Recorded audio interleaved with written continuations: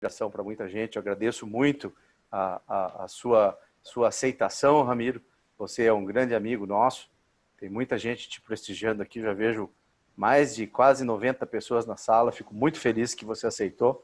E, por favor, a palavra é sua. Vou desligar minha câmera e peço que todos façam o mesmo até que o Ramiro termine. Obrigado. Bom, então, boa noite a todos. Giancarlo, muito obrigado por me abrir essa oportunidade.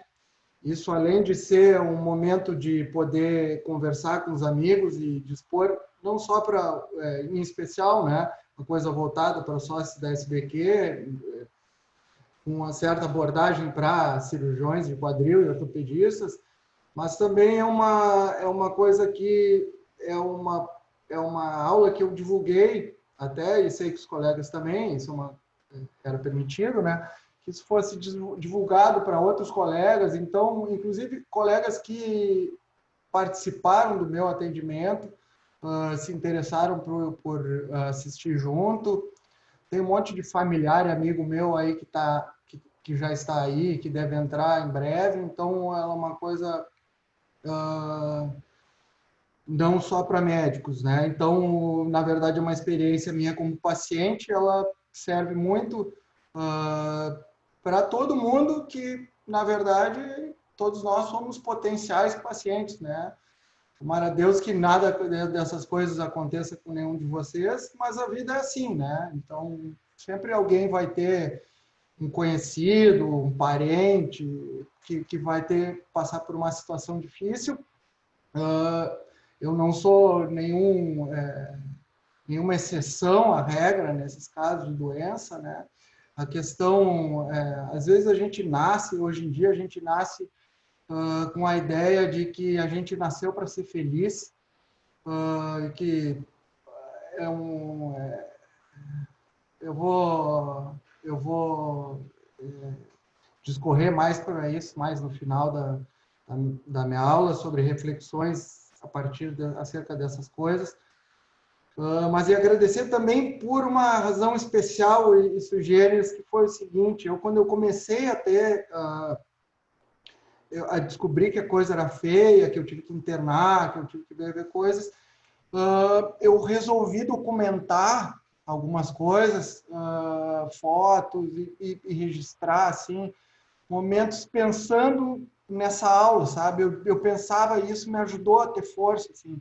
Pensava, uma hora, essa loucura toda que eu estou passando vai servir, eu vou fazer uma limonada desse limão, vou fazer uma aula mostrando essas coisas.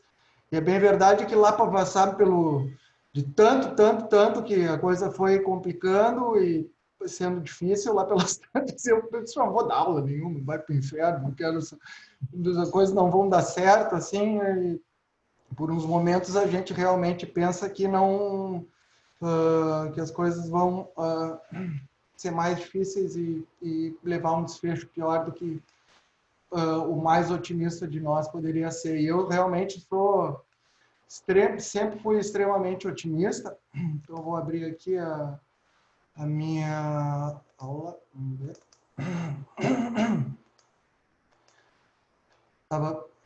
A única coisa que eu tinha pensado diferente dessa coisa, quando eu estava vislumbrando isso lá em 2018, era que ia ser uma coisa olho no olho, né? E não assim, olhando para uma tela.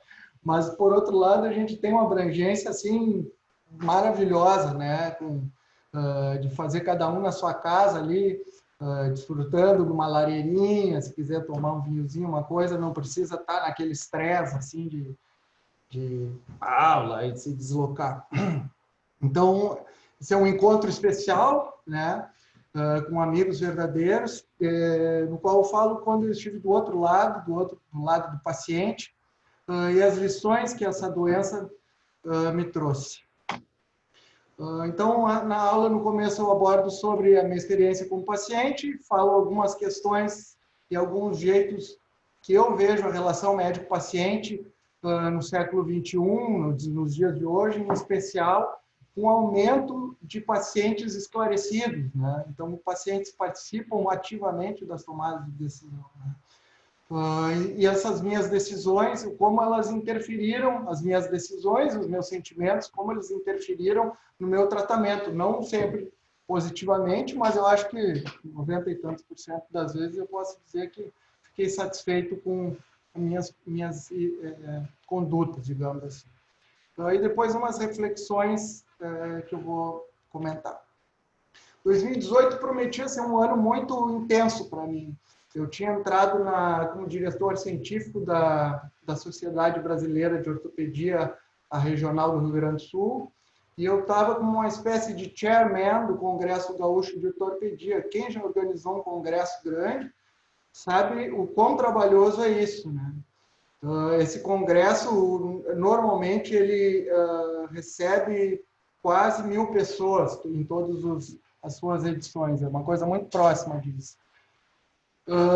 E uma coisa curiosa é que a gente estava, junto com ali o colegiado, pensando em aulas magnas e aulas que não fossem só de ortopedia, convidar alguém, algum médico, alguma personagem, esse personagem não, algum speaker para comentar sobre algo que fosse interessante, mas que não fosse de ortopedia.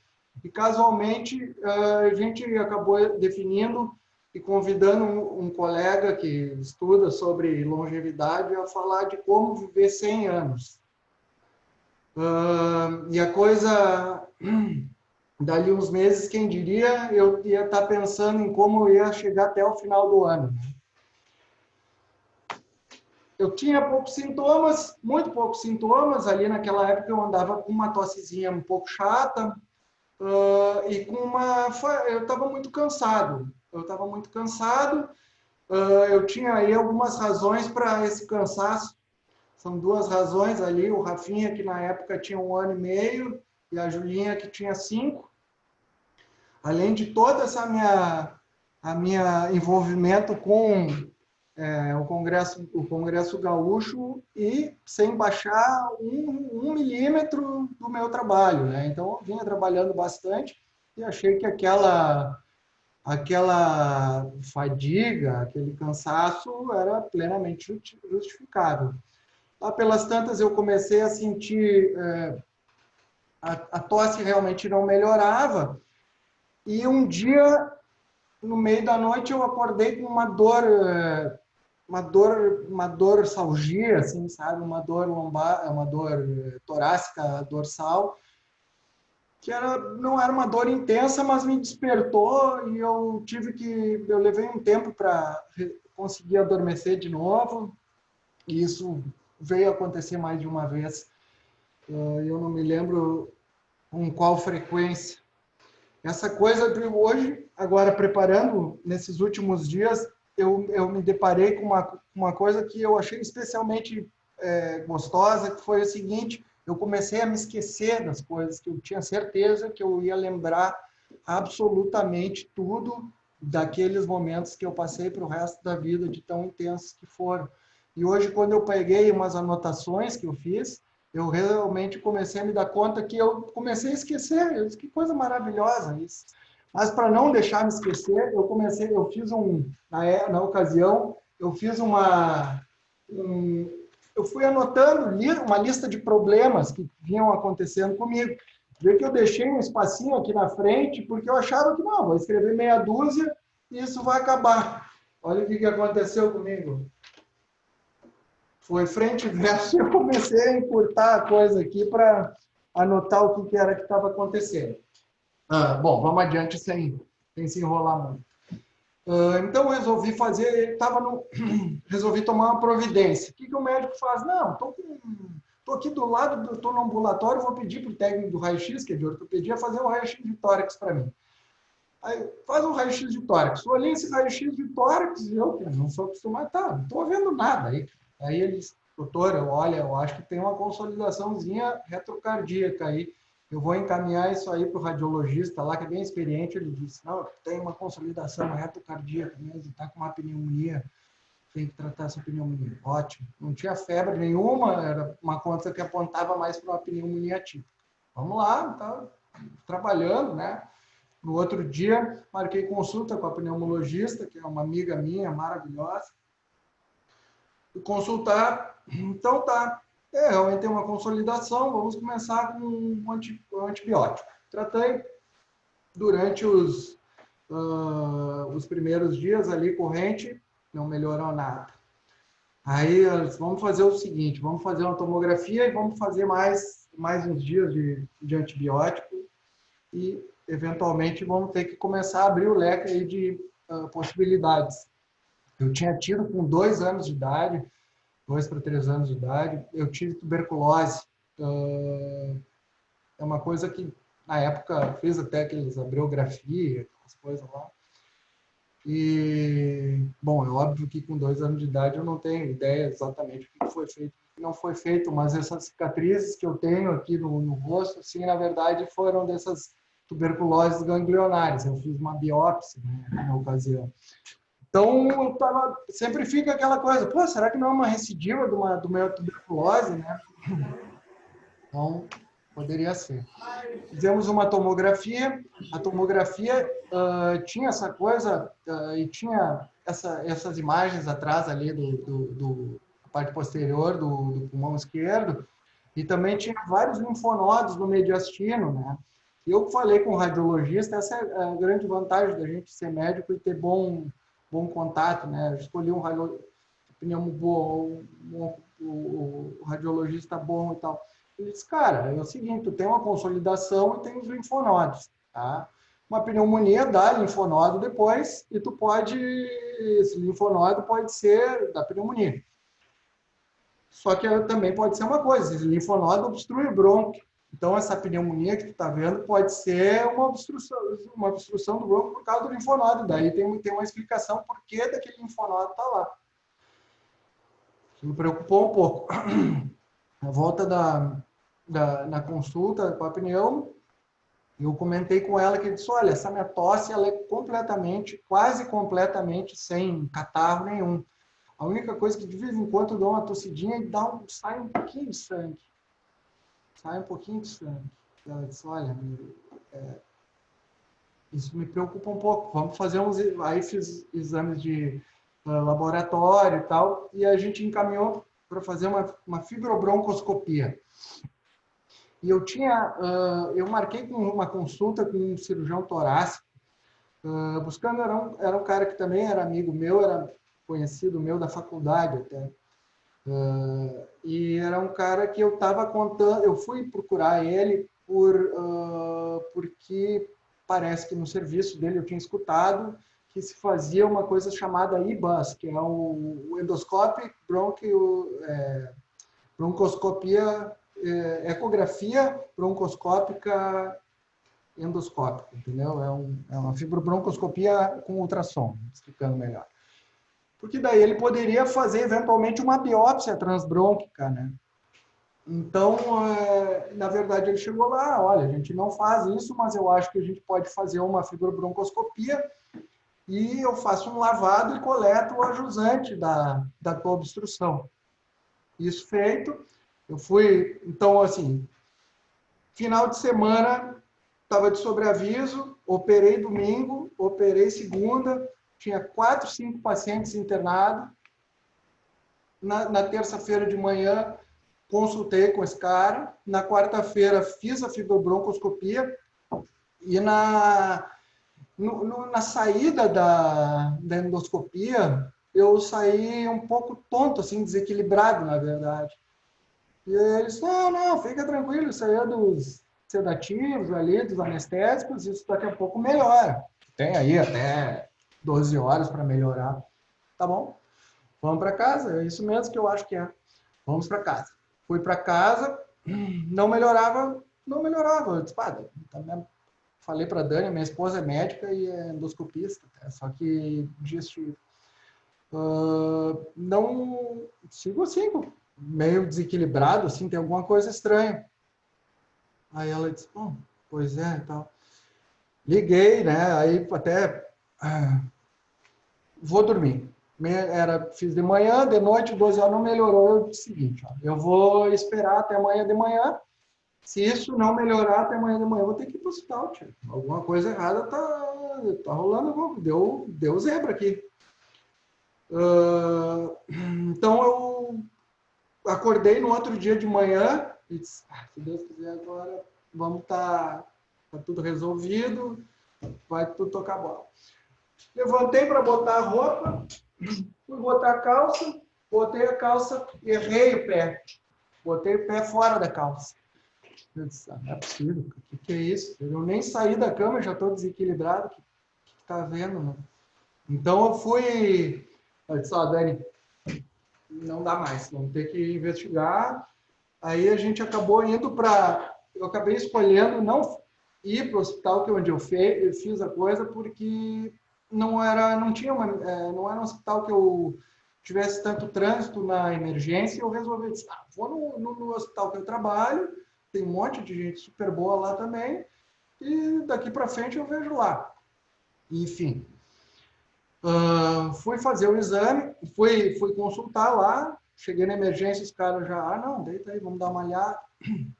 Pedi para um neuro, meu amigo também, vir dar uma olhada em mim, e ele examinou e pediu uma ressonância. E eu estava lá na emergência, né? Naquele momento, eu tinha a impressão que assim que eu estava há horas, mas há dias lá, parecia, sabe? E a Dani disse que os caras voltou super rápido, assim.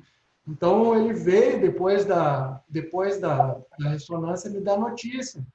Mas antes dele me dar essa notícia, foi curioso que uma colega da emergência, que é uma emergencista boa, por sinal, e que, assim, meio tipo nós, assim, sabe? Meio cirurgiã, assim. Ela, Ramiro, tu sabe que eu tive uma amiga minha, pois é, que nem tu, assim, cara, uma guria nova, tem nada, agora com câncer de tireoide, aí metastático, não sei o quê. Eu disse, pô, que zebra para ela, né? Mas não entendo o que tu tá querendo dizer, não tem nada a ver com o meu caso, aqui tu investigando uma tuberculose. E ela, não, tá, pois é, tá. Aí ela meio que saiu fora. Daí ele volta, me examina, ele diz, olha, tu tá aqui com uma alteração, fez um exame neurológico detalhado e me chegou e percebeu que me demonstrou ali que eu estava com alterações de sensibilidade e de propriocepção, em especial. E que eu teria que internar e fazer corticoide em alta dose para diminuir, porque isso era uma coisa que tinha aparecido no meu exame de ressonância magnética. E o ressonância eu mostrei, eu resolvi mostrar alguns exames para vocês.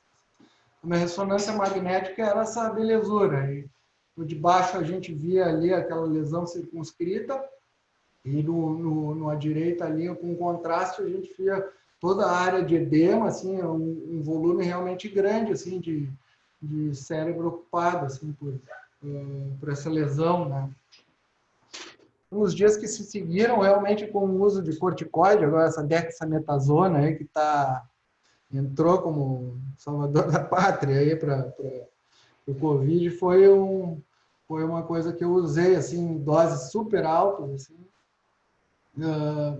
teve um resultado muito eficiente na resolução dos sintomas. Impressionante que mesmo com essa lesão, que eu precisava dar uma conduta para ela, só não diminuiu o edema, só com a dexametasona, em poucos dias eu não tinha mais sintoma nenhum daqui.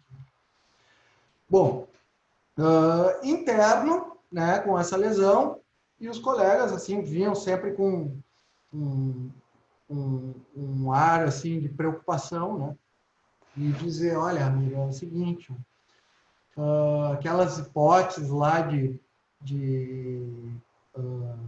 tuberculose, aquelas outras coisas ficaram um pouco para trás, porque tu tem uma coisa pulmonar, tu tem uma coisa à distância ali cerebral, então nós vamos ter que ir para outro lado de investigação. E nós pedimos aí uma avaliação de um cirurgião torácico, tá bom? Veio o colega, outro cara que era super legal, assim, é um cara muito bacana, que até está nos assistindo, ele deu oi mais cedo.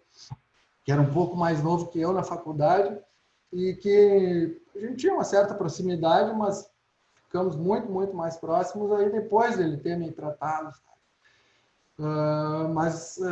E daí ele chegou com um ar assim sério, dizendo que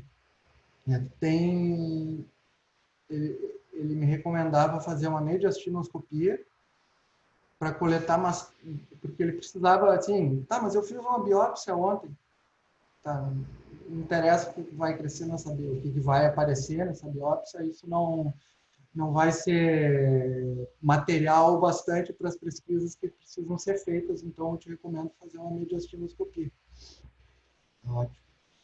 Mediastinoscopia marcada no dia seguinte. No dia da mediastinoscopia, no bloco, cabe aqui salientar uma coisa, num dessas horas que eu estava internado, fui lá ver o meu nome do paciente, como fui lá ver a minha evolução no prontuário, eu mesmo, lá no posto de enfermagem, botei meu nome, quando bota o teu nome, aparece teu e o nome de todos os pacientes que estavam. Então, tinha eu como paciente e mais 5 pacientes internados para mim. Então, foi aquele troço, distribui e tal, porque eu realmente não estava prevendo essas coisas, assim, apesar de realmente já estar começando a ter um pouco mais de sintomas. Bueno, na mediastinoscopia foi um auê dentro do bloco, tanto que um colega do cirurgião torácico teve que ficar na porta porque o bloco queria todos saber o que o doutor Ramiro estava fazendo lá. Então, esse é um ponto assim, que eu queria até, de repente, podia ter botado como uma pergunta no Telegram, se os colegas optariam por fazer um tratamento onde tu está em casa, todo mundo te conhece, tu vai ter facilidades de acesso, talvez mais carinho, uma coisa mais humana, e tu conhece os colegas que vão te tratar e todo o staff, ou tu preferiria, em prol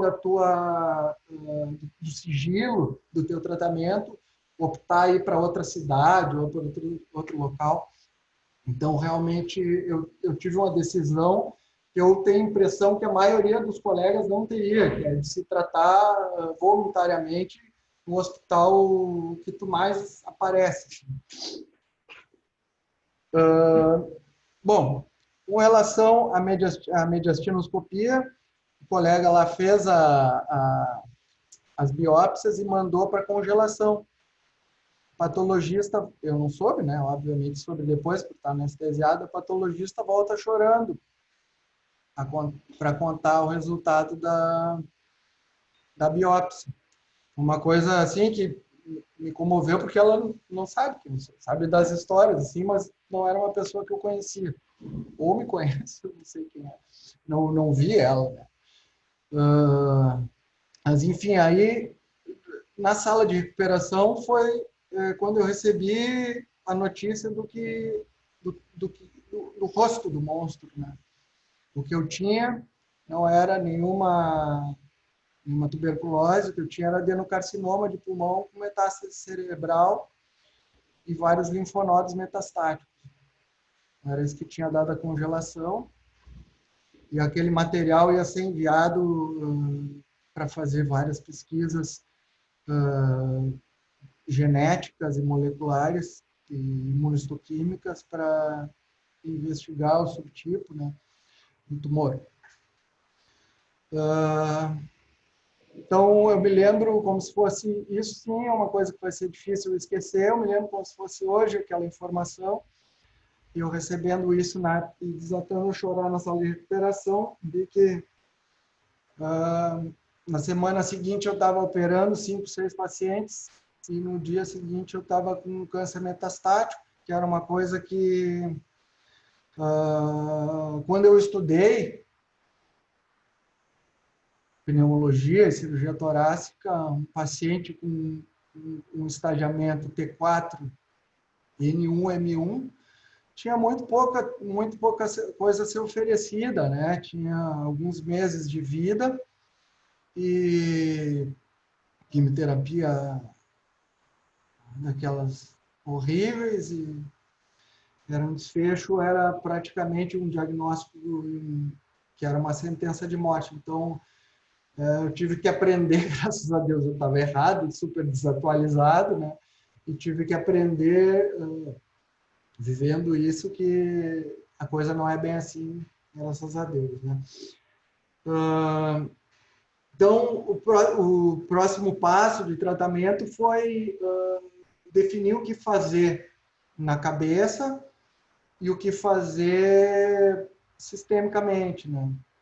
A partir desse diagnóstico, os colegas indicaram o oncologista, que é um cara fenomenal e fora de série, tanto em conhecimento quanto um baita amigo, que na verdade era o único dos caras que me tratou, desses mais próximos, que não era, na época, não era tão chegado, assim, sabe? Ele era um cara que eu conhecia, um cara que eu tinha como bom, tecnicamente, mas não tinha muito, não tinha contato. Eles me indicaram, vocês indicaram, eu tô dentro.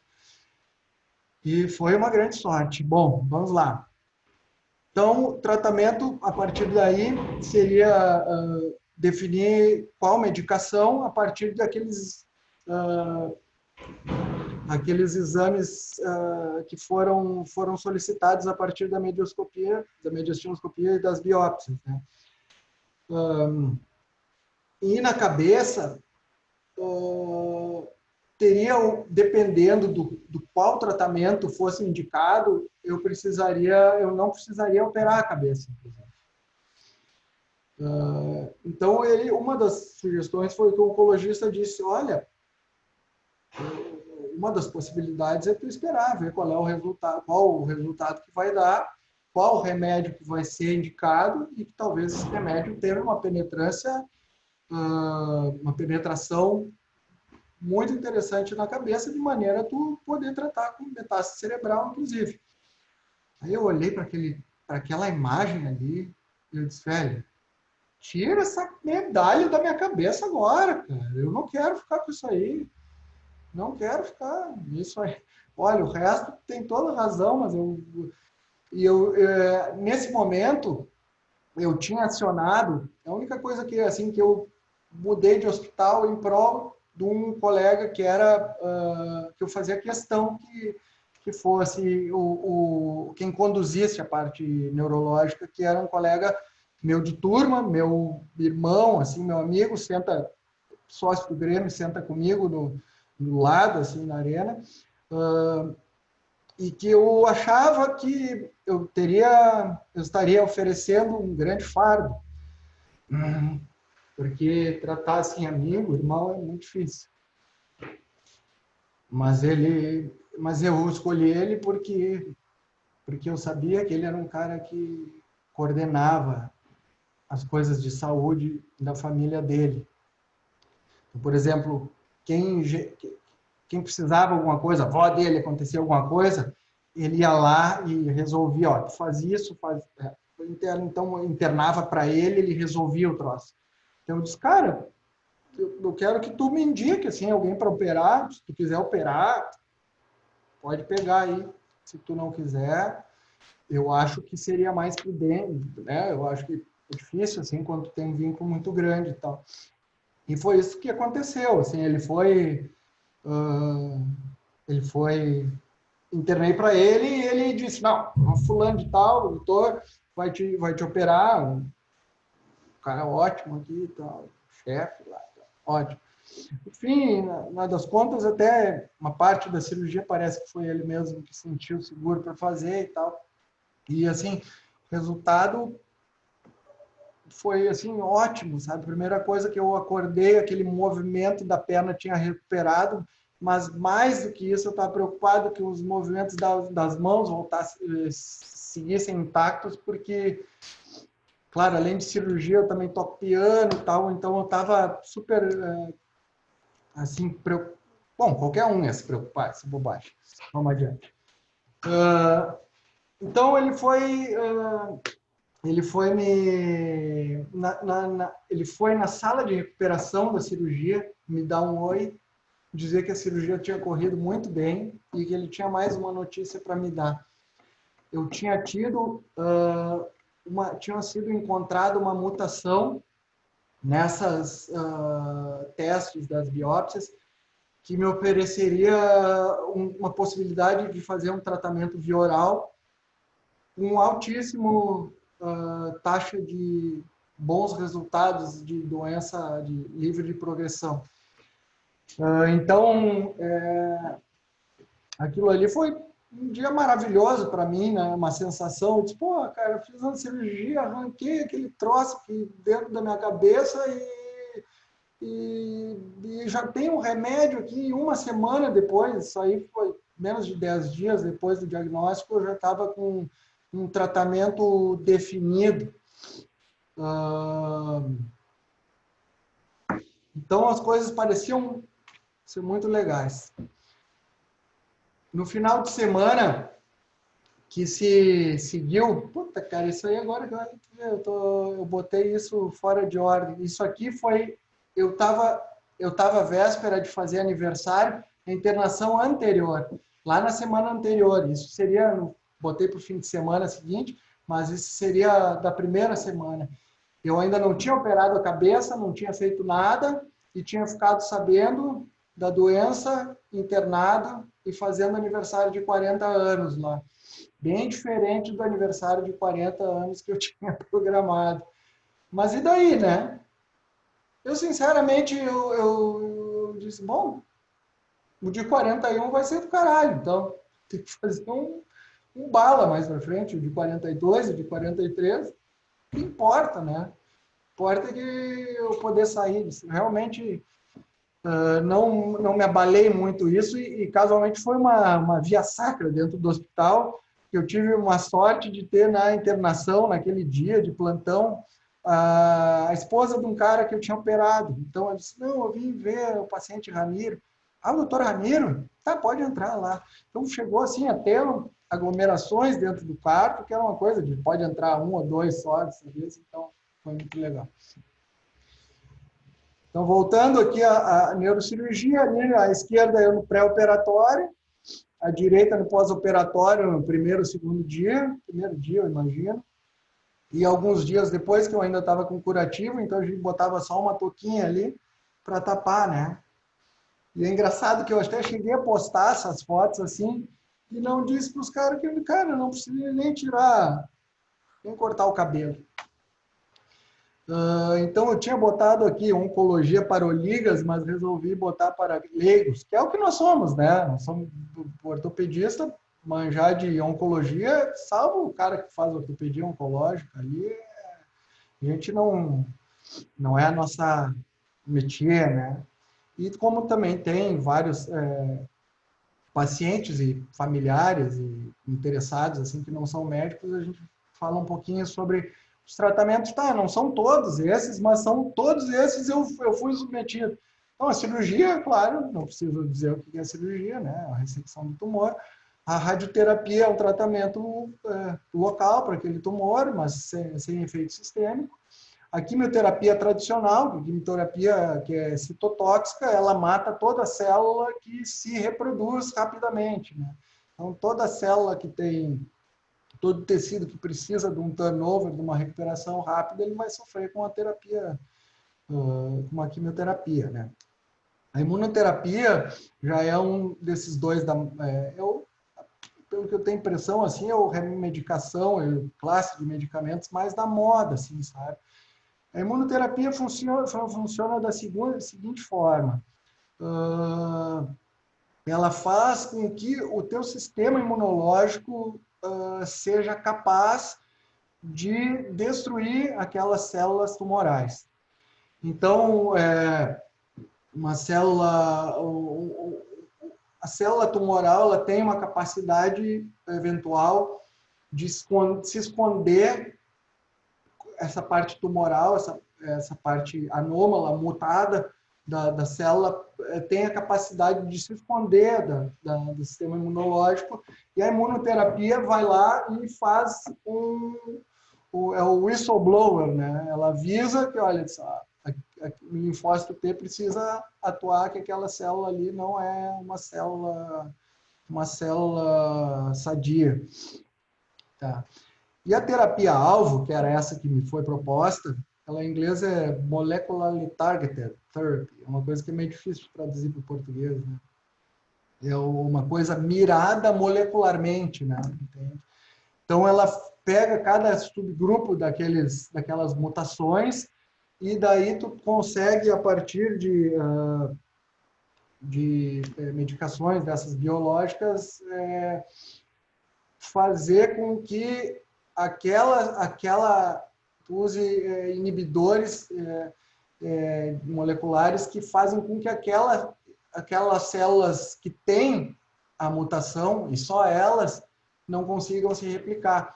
Então, é uma terapia super, super livre de efeitos colaterais em comparação com a quimioterapia, né? Então, era esse o tratamento que eu iria fazer agora. Dentro dos adenocarcinomas de pulmão, eu posso estar um pouco enganado nas estatísticas iguais, tá? Mas eu vou falar igual. Tem uma que chama ALK, que ela aparece em 50% dos adenocarcinomas de pacientes não fumantes, que é o meu caso, nunca fumei.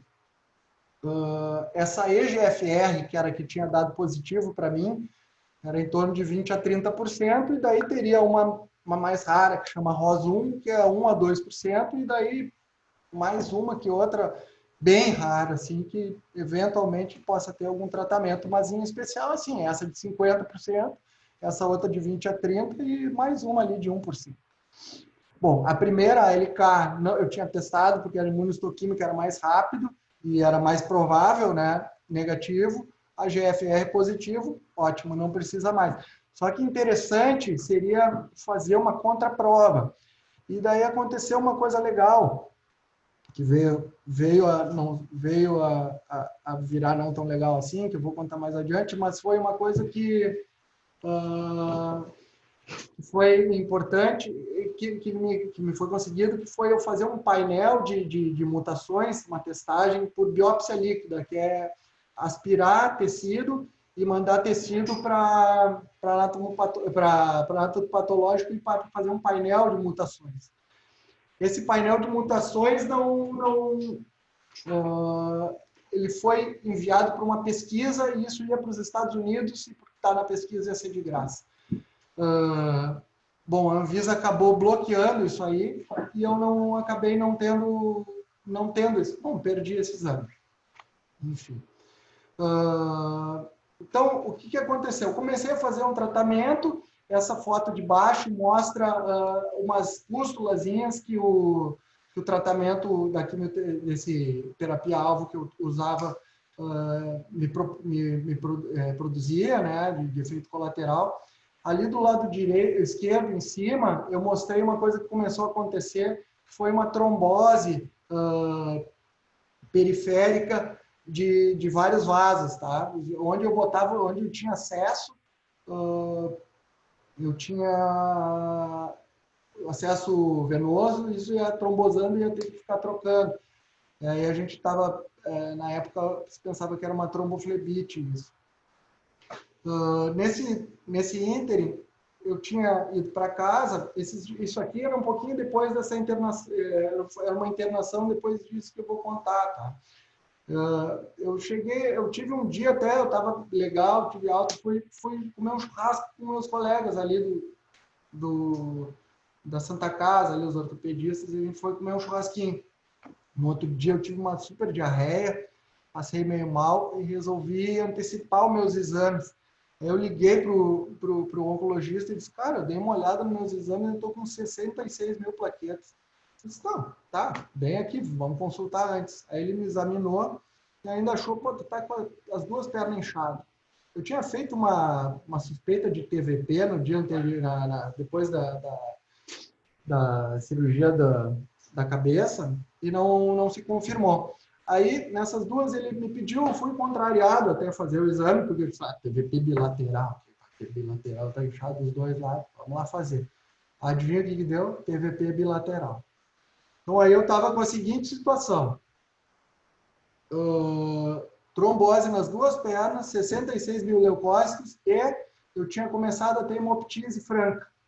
Então, eu não podia tomar anticoagulante. Não podia tomar anticoagulante nenhum. Então, eu precisei fazer um filtro de cava e começar. E aí eles definiram que eu deveria fazer radioterapia para diminuir o tamanho do tumor, para conseguir iniciar a radioterapia, a anticoagulação. E daí eu tive que parar com todos os remédios, porque poderiam eles ser os causadores da plaquetopenia, inclusive o remédio do tumor. Então, parei tudo e fiquei, assim, entre ter uma embolia pulmonar e sangrar a cabeça, né? Porque eu estava poucos dias depois de ter a cirurgia. Então, esse foi um momento super crítico, assim, né? Então, então, esse período foi um período que eu fiquei fazendo a radioterapia. E a radioterapia desse hospital não era no hospital. Então, eu precisava pegar uma ambulância e fazer a radioterapia e voltar. E eu fiz uma dose de 30 dias em 15 dias, para diminuir o tamanho do tumor, para urgentemente eu começar a conseguir fazer anticoagulação. E assim foi um período super tenso esse, por causa dessa coisa de anticoagula e sangra, né? Isso foi uma coisa que me acompanhou por bastante tempo, esses momentos de tensão. Ali da foto da esquerda, depois de usar várias vezes os acessos e não ter mais acessos, o plano foi fazer um PIC, né, que é um acesso central de inserção periférica. Aí foi colocado no meu braço esquerdo, porque o outro lado estava todo trombosado até nas proximais. E adivinha o que aconteceu nessa foto ali? Já mostra, ele está trombosado também. Então, eu tive trombose dos dois membros inferiores e do membro superior esquerdo. E depois evoluiu para quê? Uma embolia pulmonar, né? Porque a veia cava protege só para baixo. Então, aí sim fui para a UTI, comecei a fazer noxaparina. A gente às vezes fica com medo de fazer Clexane 40, eu fiz 160 por dia, que era de acordo com o meu preço, para anticoagular a pleno, né? Nesse período, graças a Deus, já tinha passado um mês da cirurgia do crânio. Eu estava super preocupado em fazer anticoagulação a pleno e sangrar a cabeça, né? Bom, então, no dia, depois de ficar uma semana e tanto nessa de não anticoagula, no dia que eles resolvem começar a anticoagulação, eu sinto um carocinho na virilha e pergunto se o vascular, ele deu uma olhada, assim, disse, não, vamos ver o que é, perto dele da inserção da onde tinha sido o filtro de cabo.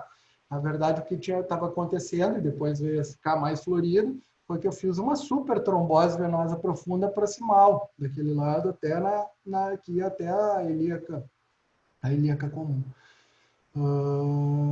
Então, minha perna ficou super inchada. Eu acho que eu tenho uma foto. Esse aqui é o Vicente, meu irmão. A gente assistindo o jogo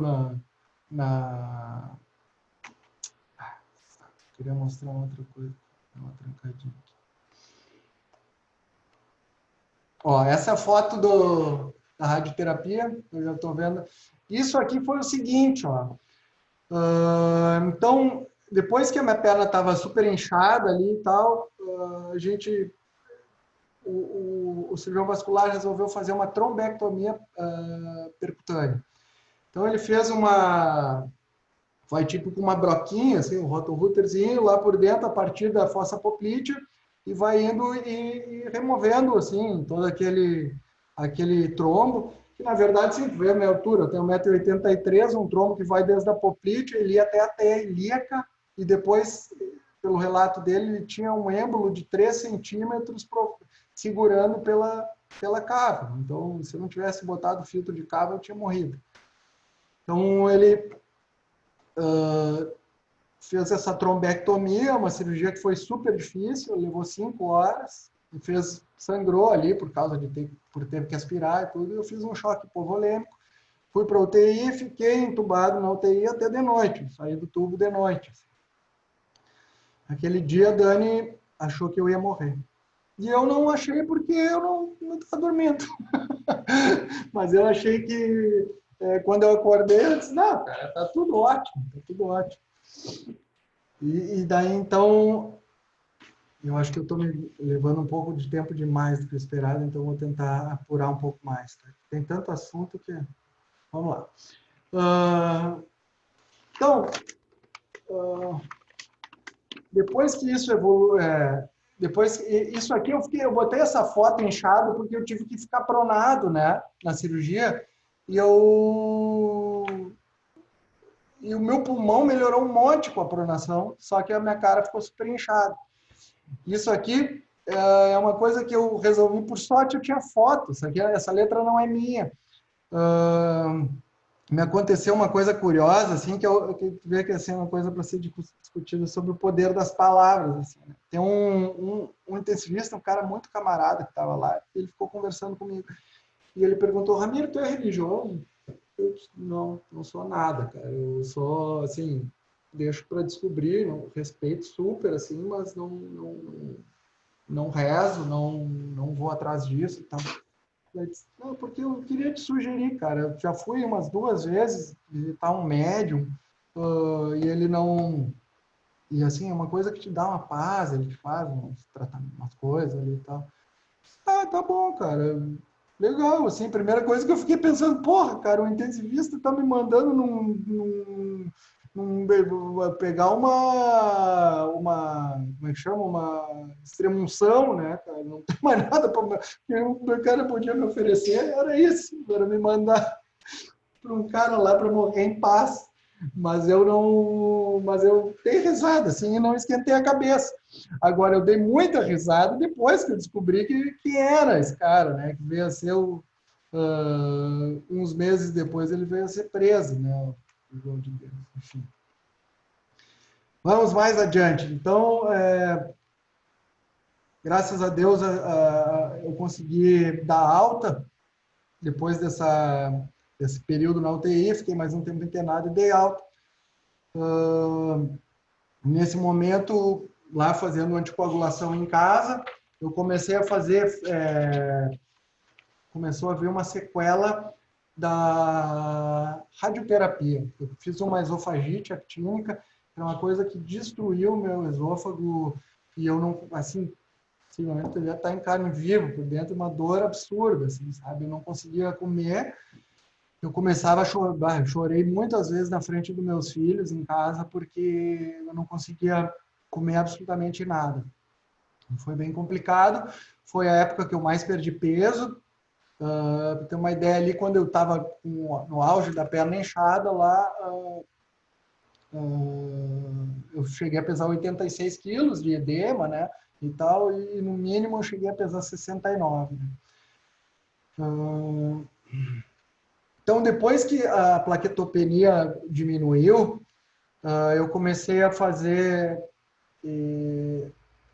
uma sessão, daí quando o sangramento diminuiu também, eu comecei a fazer, realmente, aí eu precisava voltar a tratar.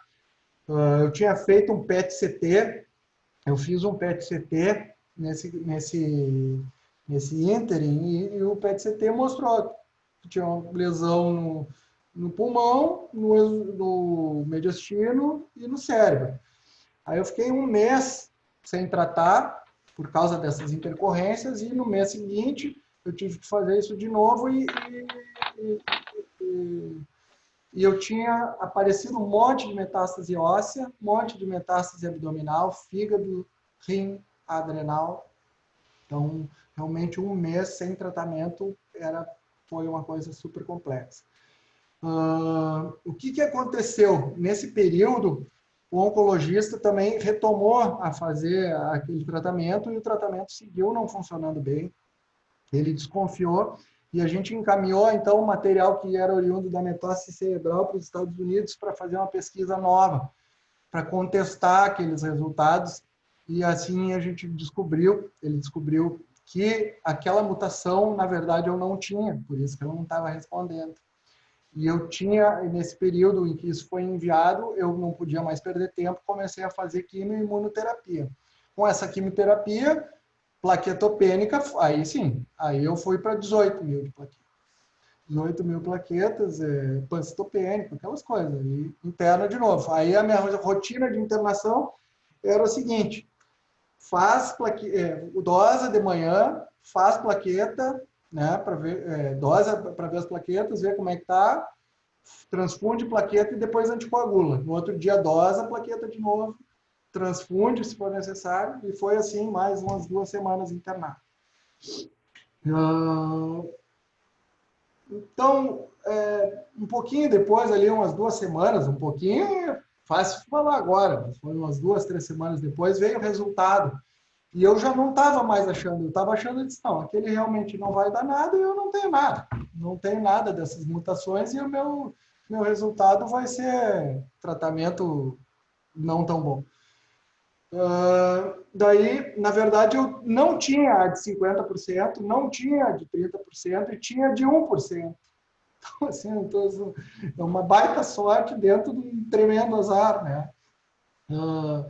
E daí eu mudei esse tratamento para uma terapia-alvo também, medicação comprimida, e as coisas, a partir, já com a resposta da quimioterapia, foi muito eficaz, a resposta de quimio e imunoterapia, e a resposta, então, da terapia-alvo apropriada foi maravilhosa, né? Maravilhosa.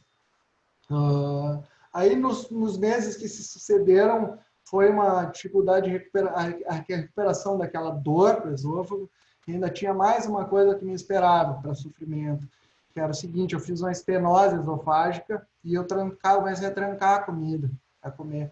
E eu não tenho muita paciência, por mais que eu tentasse comer pedacinhos, eu tive que tirar inúmeras vezes por endoscopia comida, né? E também, depois daí, a gente fez fiz com uma grande amiga minha também, endoscopista, me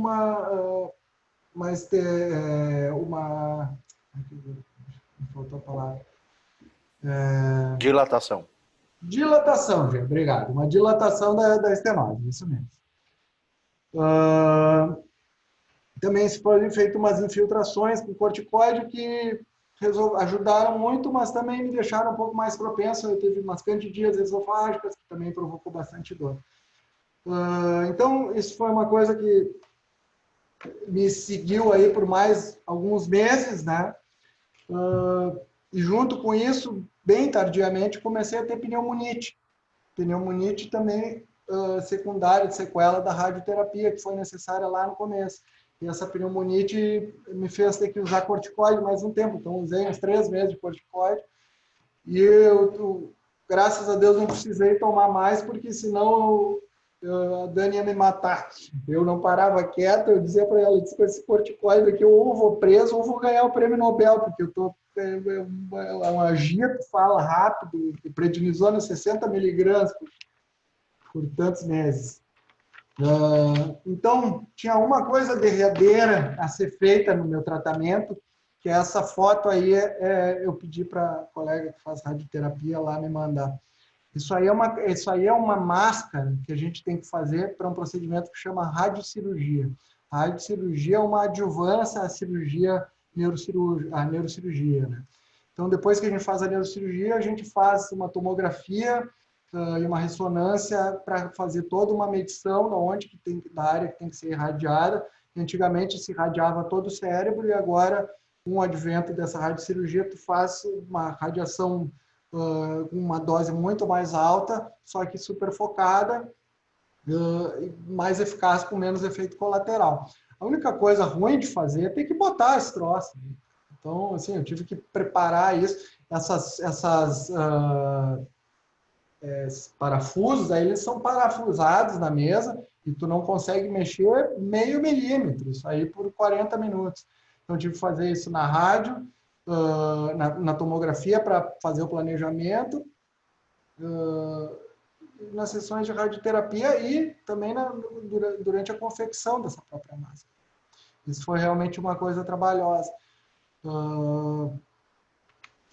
Então, assim, isso aqui é minha perna um tempo depois dela ter sido sido feita a trombectomia, ela ainda persistia bem inchada, assim, atualmente não incha quase nada, incha um pouco. Isso aqui ficou, eu acho que acabou saindo de ordem, né, nas radiografias. Isso aqui foi a minha primeira aparição social. Eu fui num casamento de um colega, um residente na ocasião, e aconteceu o que vocês imaginam que aconteceu. Trancou comida. Eu não tinha feito ainda a dilatação do estenóide, trancou comida. Aí eu consegui vomitar comida no coisa. Assim. Então era um troço assim, que eu estava sedento por uma vida normal de novo, assim, depois de tanta aquela coisa, mas eu não estaria completamente livre ainda nesse momento, né? Mas mais adiante consegui retornar as minhas atividades, tanto de trabalho quanto de lazer. Esse aqui que eu estou mostrando é o meu neurocirurgião. Então, essa foi a minha primeira ida para o estádio do Grêmio, depois de muitos meses, e uma Libertadores do Bressan. Então, depois desse tempo todo, eu resolvi, assim, por causa, na ocasião lá das plaquetas, eu fui recomendado a não deixar a barba crescer lá naquela ocasião da quimioterapia, não fazer, porque podia sangrar, infectar e tal.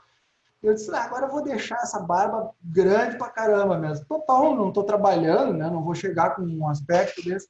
E aí eu vou me dar Eu fiz uma analogia com o SEAL, sabe? Os Navy SEALs. Os Navy SEALs são os únicos membros das Forças Armadas Americanas que são permitidos a usar barba, né?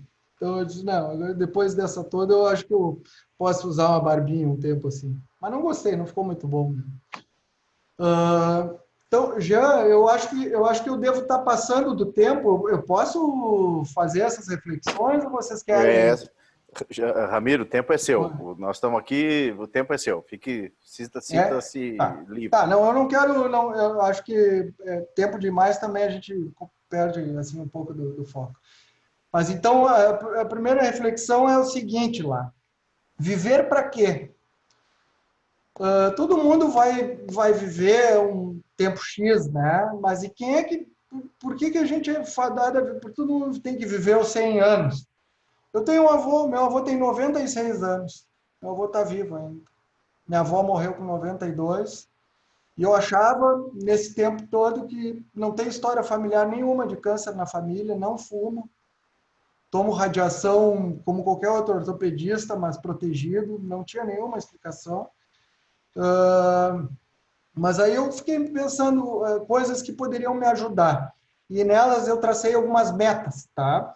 Uma das coisas foi essa aula, inclusive, uma das metas. Mas eu tinha metas muito mais importantes do que essa, em especial o meu pequeno, Rafinha, que tinha 1 ano e meio. Eu queria que ele lembrasse do pai. Lembrasse que tinha pai. Essa parte eu sabia que eu tinha que ter escrito e mandado vocês ler. Então, eu acho que ele já está agora com 13,5. E essa coisa do período da pandemia, esse convívio com ele está me ajudando assim, a vencer essa meta. Bom, com relação aos pequenos infinitos. Os pequenos infinitos foi uma coisa que eu pensei assistindo. A Dani me arranja cada um. Ela assistiu aquele filme do A Culpa é das Estrelas, sabe? Que é um casal de adolescentes com câncer, um com sarcoma e outra com câncer metastático de tireoide, se não me engano. E eu não olho muito esses filmes porque eu sou um baita, como vocês estão reparando, eu sou um baita de um chorão. Então, eu não gosto de assistir filme, porque às vezes eu choro em comédia, eu sou um horror. Então, eu não quis assistir. Só que eu fiquei meio no bico, assim, aí eu vi ali chamando atenção para uma coisa que era o seguinte, era justamente essa coisa de dizer o seguinte, cara, por que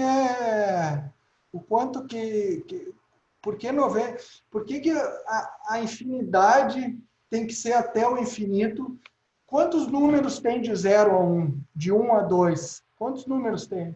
Se for pensar nas frações, elas são infinitas. Então, qualquer intervalo ele pode ser maravilhosamente aproveitado ou não. Então, acho que fale muito mais à frente. Eu estranho hoje em dia, quando eu leio e recebo, assim, colegas comentando, não só comigo, mas com outros, desejando uma vida longa.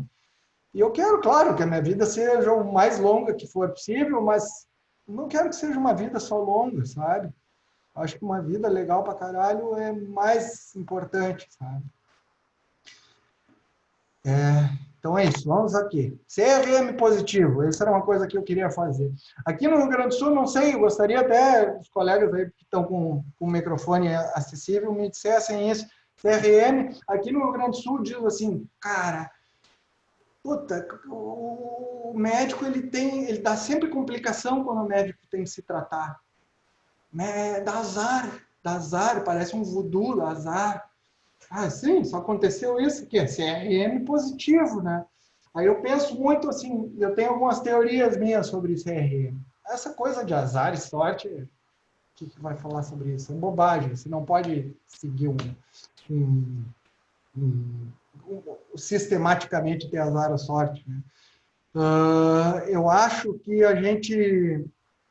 o médico não se trata bem, porque ele não respeita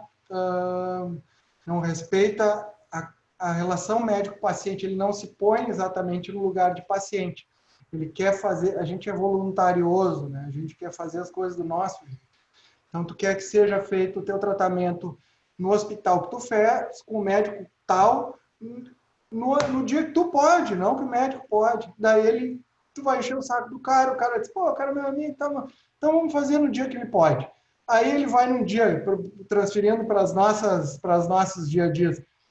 Aí não tem, aí o instrumentador no fim de semana não veio o material certinho, o instrumentador não era o que vai contigo no dia, o teu auxiliar que te ajuda não pode, aí tu fez com um outro cara que não está acostumado. Então são coisas que objetivamente diminuem a tua eficácia no tratamento, né? Então eu acho que eu tentei muito, assim, dar as minhas sugestões como preferências, mas acatar com muita energia o que me era proposto, sabe?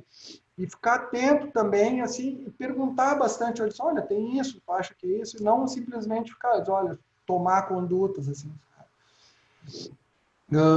Então, eu acho que o CRM positivo, na verdade, se eventualmente a gente faz alguma coisa que mereça evoluir mal, não é por azar, é por essa coisa.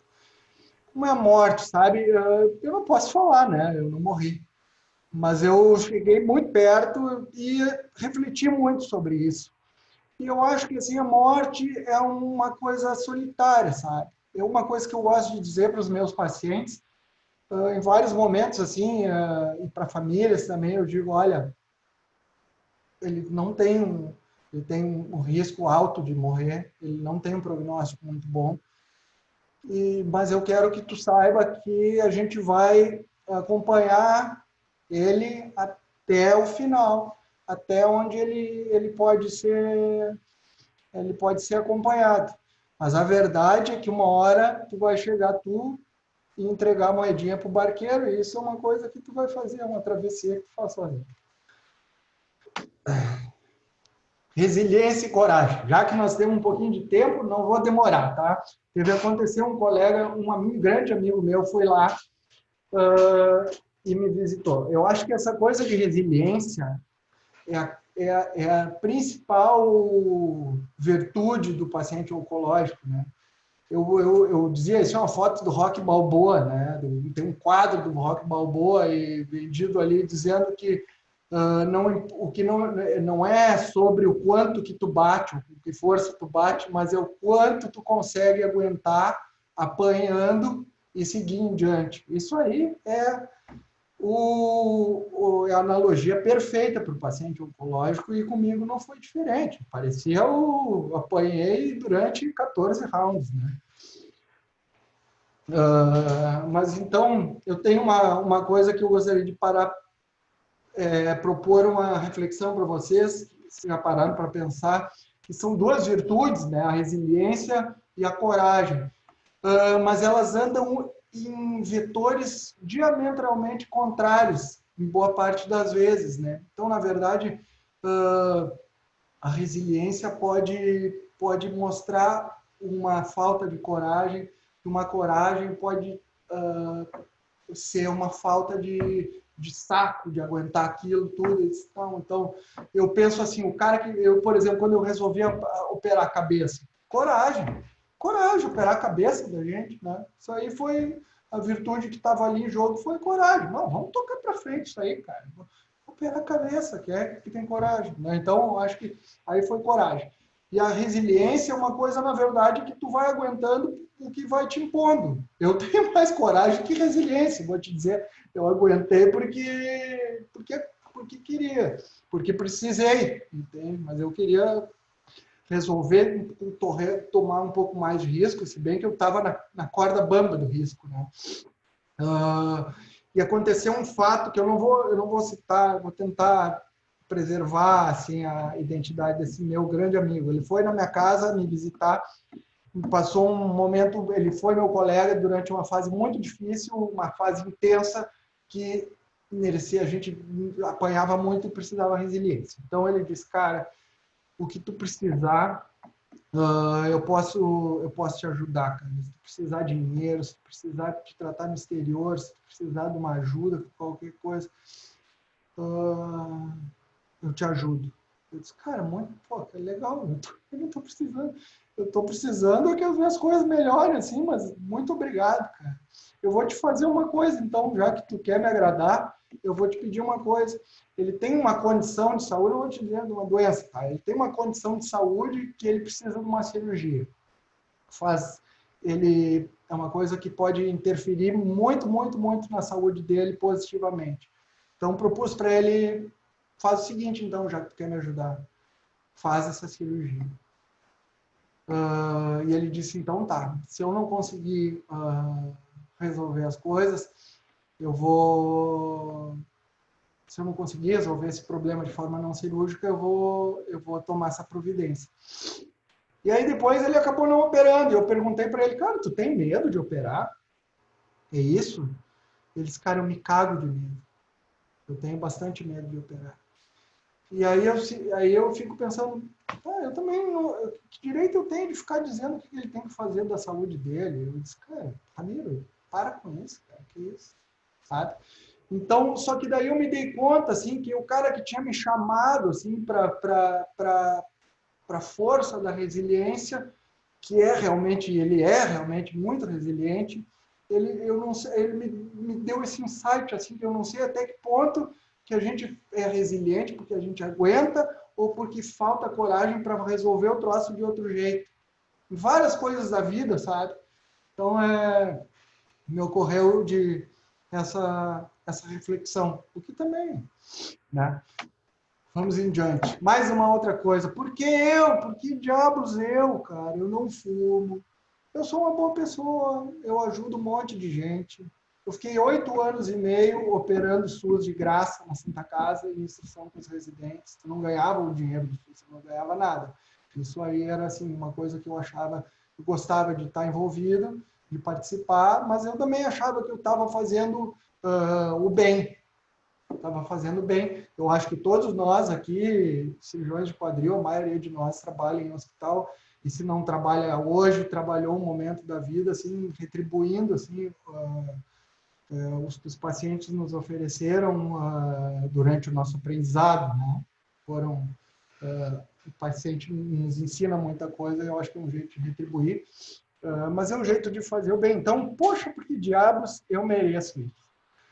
E agora eu pergunto, e assim eu respondo, por que não? Por que não? Qualquer coisa pode acontecer com qualquer um. É óbvio que essas coisas são... às vezes a gente procura, né? Eu digo, às vezes que às vezes, em boa parte das vezes, a gente é senhor do nosso destino.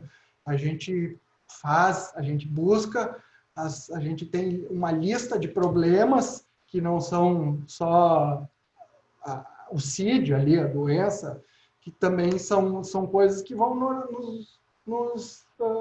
levar para tal caminho. Então, eu fico pensando assim, e o que adianta? Isso aí foi uma coisa que eu perdi bem pouco tempo pensando nisso. Porque eu digo, o que adianta? O que adianta? Não vai mudar nada se eu sou culpado. Isso vai fazer só ruim. Que o cara vai pensar e dizer assim, que desgraça, por que Deus fez isso comigo? Por que o destino fez isso comigo? E eu não aceito isso, e daí eu vou me revoltar, não vou tratar, vou ficar reclamando, vou ficar... Bobagem! O que adianta fazer isso? Não adianta nada. Se não adianta nada, está resolvido. Passa isso aí para trás. Então, eu acho que isso é uma coisa que eu acho legal de chamar atenção para nós, com nossos pacientes, sabe? Eu acho, por exemplo, eu estava assistindo uma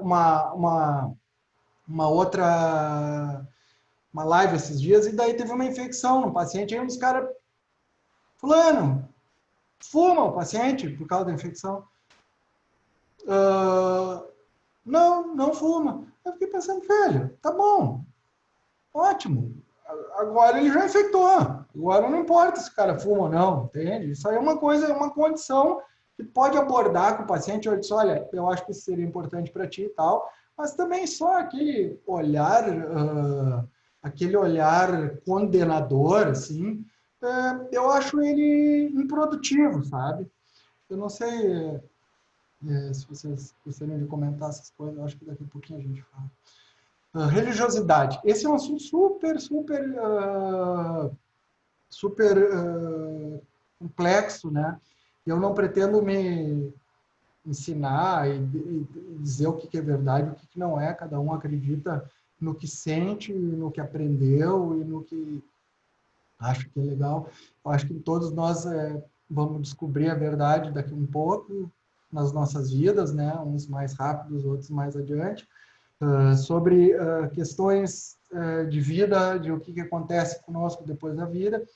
Eu acho que para um cara cético, como eu, que vai achar que a gente vai virar pó, a gente tem uma tendência a sofrer mais quando chega perto da morte e tu não fez as coisas que tu gostaria de ter feito.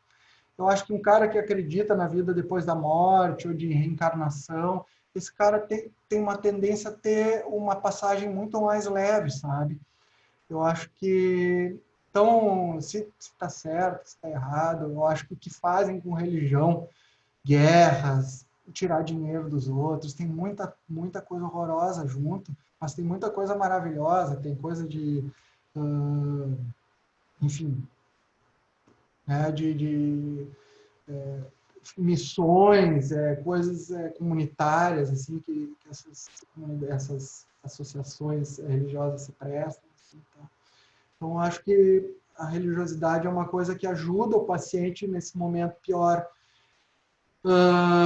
Eu acho que o pensamento positivo é uma coisa que certamente mais adiante tem, assim, por exemplo, depressão, ser vinculado a tumor, a câncer, a doença autoimune, outras coisas. Então, se tem uma coisa que a gente pode fazer por nós é ter essa alegria, sabe? Tentar sentir positivo, sabe? Eu acho que, bom, um monte de gente aqui, a maioria de vocês provavelmente, se não todos, me conhecem, sabem que eu sou assim. E eu acho que isso me ajuda muito. Eu acho que certamente não foi por causa desse meu pensamento positivo ou negativo que eu tive isso, sabe? E o autocontrole, dentro dessas coisas que a gente pode fazer para nós mesmos, enquanto paciente, é uma das melhores. Tá? Acho que essa coisa de tu não entrar em desespero, tu não fazer uma negação, tá? De que nada está acontecendo, tu começar, às vezes a família te enlouquece, às vezes te dá uma força enorme, mas entra todo mundo, um paciente com câncer, tu pode ter certeza que a família inteira adoece junto, enlouquece, e daí enlouquece o cara. E é tratamento alternativo, e é fosfetanolamina, e é, como é que é, ozônio, debochada, hidroxicloroquina, mas não vou entrar no mérito para não chatear ninguém. Mas então, assim, 200 medicações e tratamentos e tal, que tu eventualmente pode pedir para o teu médico, se o teu médico dizer, cara, eu posso fazer isso, eles podem. Então, tu faz isso, só que tu tem que ter certeza que tu vai tratar e foca, né? Eu acho que a coisa do efeito placebo é uma coisa dessas terapias não confirmadas, tá? Não vou chamar de picaretagem nem de outra coisa, porque pode ser que venha a ser confirmado mais adiante. Mas os caras que fazem terapias alternativas e que querem te vender um produto, eles têm uma coisa a mais do que nós quando prescrevemos um remédio que a gente sabe que não funciona, porque tu vai passar a verdade para o paciente. Né? Digamos que tu vai usar um condroprotetor que não funciona, tá? Não vou entrar em nomes de números. Mas tu vai dar um condroprotetor para o paciente. E daí tu diz, tu toma esse remédio, cara, mas assim, os retos trabalho estão dizendo que não funciona. Aí o cara vai pensar assim, pô, não funciona, eu vou tomar. Agora, se tu diz assim, com entusiasmo aquilo ali, o efeito placebo, obviamente, vai ser um efeito placebo mais poderoso do que o teu, entende? Então, do que se tu for fazer uma coisa cética, sabe? E eu estava casualmente revisando o up-to-date sobre tratamentos para artrose conservador, sabe? E tem um capítulo ali, papel do efeito placebo. O efeito placebo para dor e para outras coisas, sintomas, e não para tumor, né? Para efeito placebo para tumor é impensável. Mas para sintomas, em especial para dor, ele tem um papel que talvez seja mais que os famosos 30% que dizem que existe de efeito placebo. Então, assim, finalizando, tá? Agora sim, finalizando. Teve umas coisas engraçadas que aconteceram comigo, que os caras me vêm e me perguntam assim, porra, Mirão, mas como tu tá bem, né, cara? Tu tá 100%, cara. Eu disse, porra, mas que pergunta desgraçada é essa, cara? Quem é que precisa... Pô, não tô 100%, é óbvio que não. Eu não tenho... Eu tenho diarreia. Eu tenho diarreia absolutamente todos os dias que eu não tomar Imosec. Então, eu tenho que tomar todos os dias Imosec. Se eu tomar Imosec todos os dias, sem falhar nenhum, eu constipo e faço fecalômetro, que é, assim, eu suprimir essa parte tenebrosa da vida, que é um horror. Então, eu tenho que, assim, o remédio ele é maravilhoso, mas ele não é um milagre total, né? Ele tem uns problemas. Então, assim, tem que tomar, tem volta e meia... pode vir assim a ter uma nova pneumonite, a ter uma nova dorzinha, alguma coisa para tranca, uma esofagite por cândida ali e tal. E ainda assim a perna incha para fazer exercício, eu não consigo fazer exercício muito forte porque incha. Mas afinal de contas, né, quem precisa está 100%? Quem precisa estar 100%? Então, eu me adequei já a uma coisa que vocês estão ouvindo muito agora, e eu já tinha eu mesmo botado isso na minha cabeça, que eu estou num novo normal. Esse é o meu normal hoje em dia. Não posso esperar muito mais do que... Claro que eu quero mais, eu quero 100%, mas isso aqui tá muito bom. Então, eu estou 100%, eu não estou 100%, mas eu estou bem feliz. Eu estou bem feliz e eu resolvi comemorar várias vezes. A gente fez uma festa, a Dani fez os 40 dela em fevereiro e eu resolvi me intrometer nos dela e fiz uma festinha assim, convidei o pessoal que fez quadril comigo ali. Então, nós temos uns catedráticos ali da SBQ, ali, o Raul, o Fernando Ige, o Luiz Felipe, esse que vos fala, o Dr. Carlos Schwartzman, o Dr. Emerson ali embaixo, ali na esquerda. Mais adiante, a gente tinha feito uma festa no barco ali, organizada por um outro grande amigo,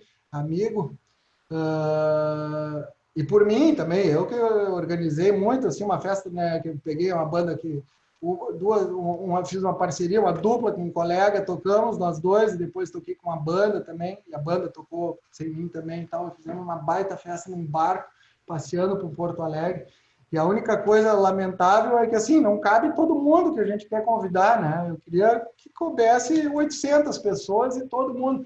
Mas o jeito que a gente resolve isso é comemorar e celebrar a vida várias vezes e cada vez que isso for possível, né? Um amigo que está assistindo ali, um cirurgião ortopedista, cirurgião de pé, me deu uma camiseta muito bacana. Ele disse, Ramiro, tu gosta de Game of Thrones? Ele disse, gosta, é outro nerd, né? Ele disse, eu fiz essa camiseta aqui, ó, para quem gosta de Game of Thrones, ele fez isso, é uma foto dele. O que a gente tem uma história do Deus da Morte lá no Game of Thrones, ele fala o que a gente diz, lá pelas tantas, o que a gente diz pro Deus da Morte, a gente diz, hoje não. E é isso que eu digo várias vezes, vários dias seguidos. E vai demorar ainda, se Deus quiser, né? Então, eu acho que ficou faltando uma coisa para comentar sobre sigilo médico, mas eu acho que a gente pode encerrar aqui, que eu já falei deveras, né? Jean, por favor. Ramiro, sem palavras, não tenho palavras para agradecer a tua apresentação, muito bonita. E eu aqui só no chat, se eu for falar o que todo mundo falou no chat, vou gastar muito tempo. Eu gostaria de agradecer muito você por ser transparente conosco, por nos mostrar que uma experiência pesada, mas bonita do ponto de vista de resiliência e coragem. Isso foi uma aula para mim muito importante e o infinito. Vou guardar muita coisa que você falou, muito. Verdade, eu tenho certeza que a maioria das pessoas que estão assistindo vão guardar muita coisa do que você falou. Assim como eu agradeço e eu gostaria que quem quisesse se manifestar, por favor, pode ligar a câmera, ligar o seu microfone e falar, se alguém quiser falar alguma palavra para o Ramiro, tá absolutamente livre o microfone. Isso foi uma apresentação descontraída. Depois nós vamos mandar para você a gravação, Ramiro, e você vai poder ler o que todo mundo escreveu aí para você no chat, né? Que você não teve tempo de ficar lendo o chat, eu li bastante. E a palavra está aberta. Quem quiser falar com você, o Emerson está aí, ó. Muito bom ver o Emerson aqui, Mustafa, o Marcos Giordano. Quem quiser abrir a câmera, por favor, que abra e se manifeste. Flávio Matuela também. Por favor, quem quiser fazer alguma pergunta ou fazer algum comentário para o Ramiro, está aberta a palavra.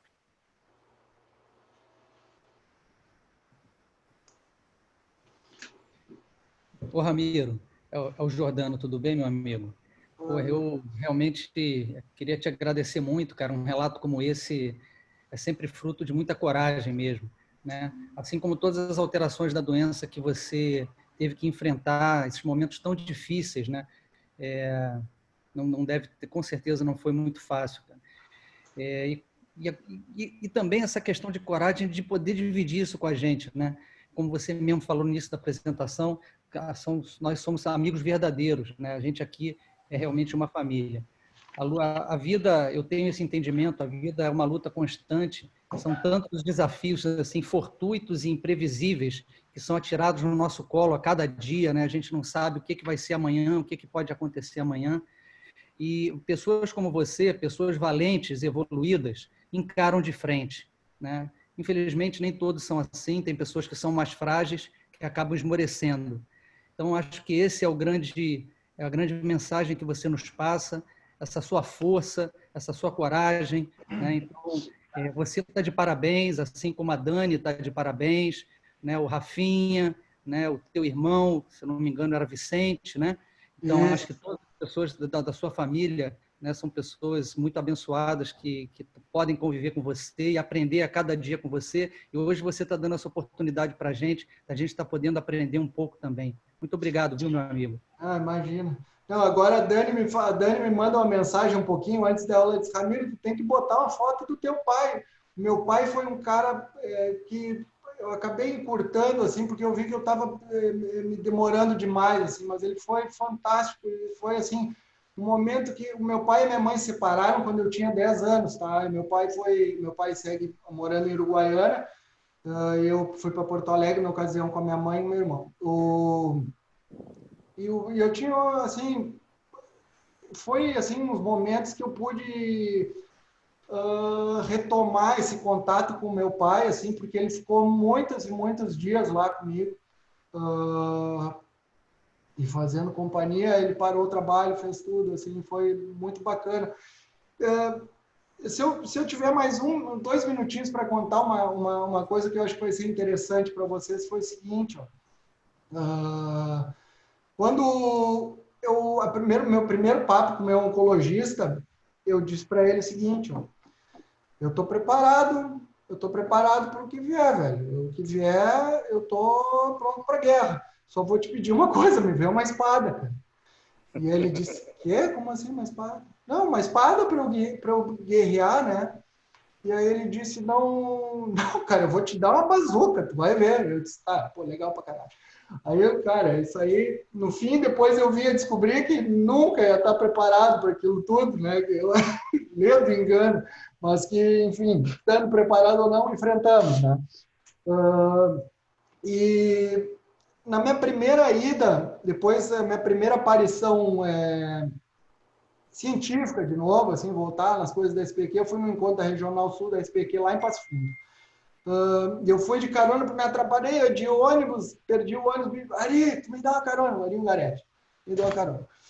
Fui com o Ari para lá, paramos para fazer um xixi e tal, e ficamos olhando, tinha um lugar com umas facas, e tinha umas adagas e tal, e eles, pô, cara, que loucura isso aqui, cara, tem umas armas aqui, cara. E aí, tá, beleza, vamos embora. Uns dias depois ele disse, cara, eu quero te entregar uma coisa, um presente. Tu vai estar aqui no hospital? Tô. Então vamos lá no carro que eu vou te dar o presente aqui. Aí ele me trouxe isso aqui, ó. Ele trouxe uma espada para mim. E eu disse, cara, que história é essa? Espada, pô. Eu disse, Ramiro, quando tu me disse aquele troço, eu quis te dar uma espada.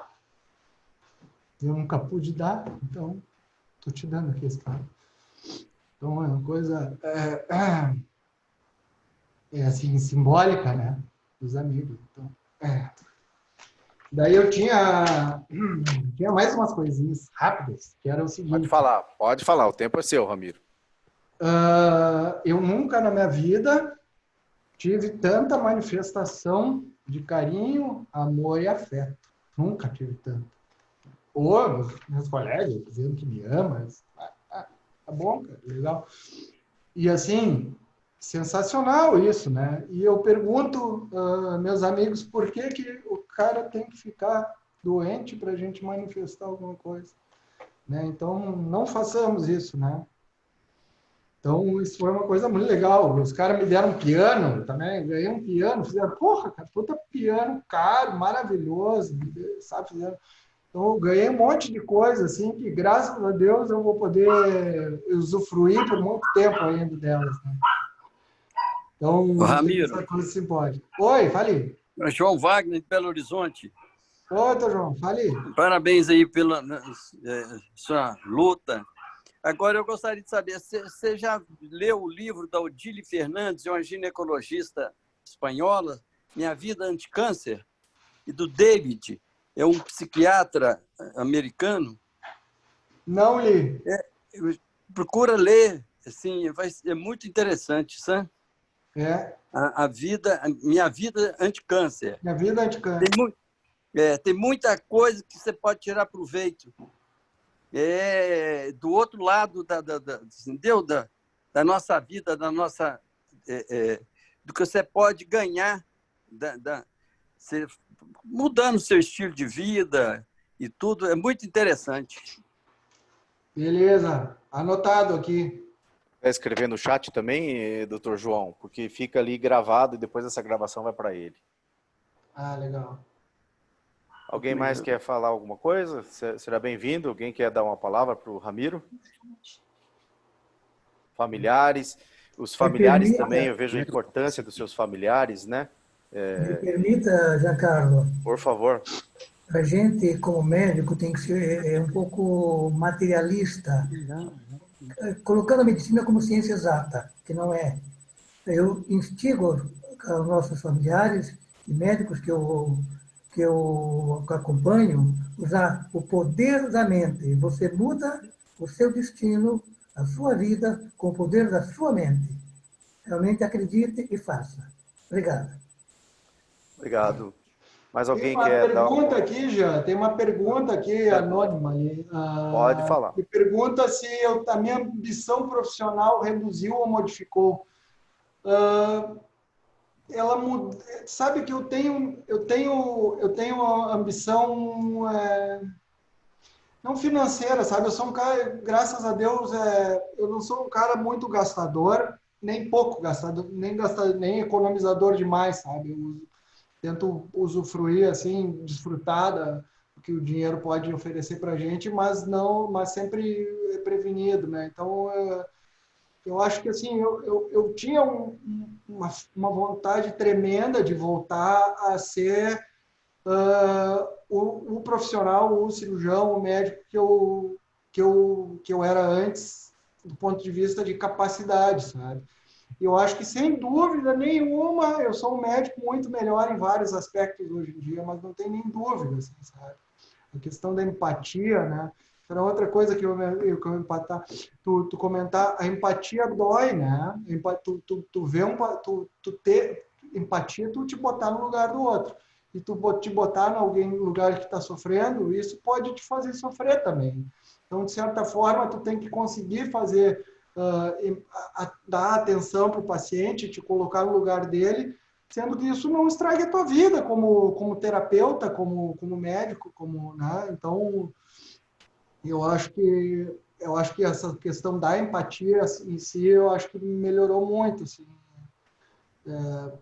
a parte humanística, assim, da coisa, dos cuidados aos detalhes, assim, o sofrimento. Bom, vocês não sabem o que o cara tem que tirar um fecaloma. Vocês não sabem. A gente acha que é uma coisa, né? Pô, tá constipado. Faz um troço aí pro cara. Tá louco. Então, são vários detalhezinhos assim que a gente fica, pô, cara, eu tenho que cuidar disso pro meu paciente, sabe? Não é só ali, vai lá, bota uma prótese, vai embora, né? Então, é isso. Eu tenho, assim, uma ambição profissional, na verdade não é profissional, que é o seguinte, teve outro filme de gente com câncer que me interessa, que eu assisti, eu já tinha visto, mas eu assisti de novo, é aquele The Bucket List, sabe? Que o cara fez a lista de coisas que quer fazer antes de morrer. Pior, cara, que eu fui ver, assim, a maioria das coisas profissional, tá tudo legal, viagens era o que eu gostaria de fazer, e ver, assim, curtir, ver os meus filhos realizarem sonhos, né? Isso eram coisas que eu gostaria de fazer. Mas respondendo ainda essa pergunta, do aspecto profissional, o meu bucket list é ter algum passinho à frente na ciência, sabe? Dizer, olha, isso aqui foi o Ramiro que esclareceu esse gap of knowledge aqui, que seja de valia para alguma coisa, não por uma publicação, por nada, assim, mas realmente alguma coisa que nos faça progredir como humanidade. Isso é uma coisa bem bacana, assim, sabe? Não sei se vocês também têm isso aí, porque eu acho que todo mundo deveria ter essa coisa de fazer um bucket list ou pensar um pouco sobre isso, sabe? Você acabou de fazer isso com um monte de gente aqui, entendeu? Acho que Já sim. só pelas inspirações que você nos deu e pela forma de... Tem muita gente que vai mudar de estilo aqui, baseado em muita coisa que você falou. Eu acho que só isso já é uma grande contribuição, né? Então, você, querendo ou não, contribuiu bastante nesse sentido hoje com essa sua palestra. Então, queria deixar aberta a palavra para mais alguém que queira falar.